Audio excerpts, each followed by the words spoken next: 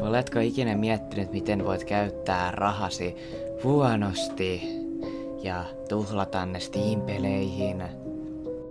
Ahaa, minulla on sinulle tähän ratkaisu. Eli lisää tyhmiä tapoja, miten mä voin käyttää rahaa.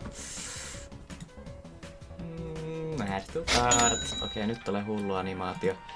Open your mystery box. Wow. Tosi fancy.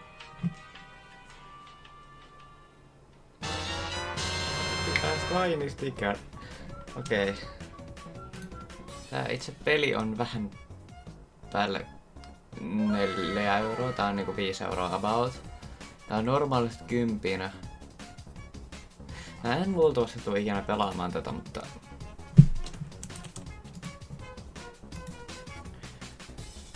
Okei, ihan vaan koska mä voin, niin mä ostan vielä toisen. Okei, mitäs tulee seuraavasta? Wild Bastards.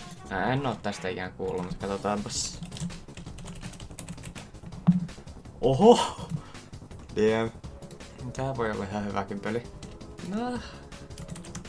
Redeemataan sekin.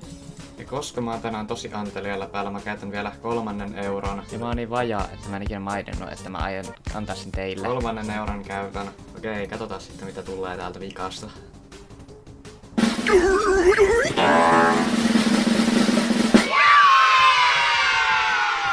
Alright, eli te nyt saitte peliksi Deepest Chamber Resurrection.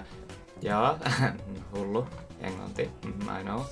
Okei, eli tää Steam Key on piilotettu johonkin tähän videoon, niin menkää etsimään se ja ensimmäinen, joka sen löytää, saa pitää mun puolestani. Ei minua kiinnosta, mä en tätä tuu ikinä kuitenkaan pelaamaan.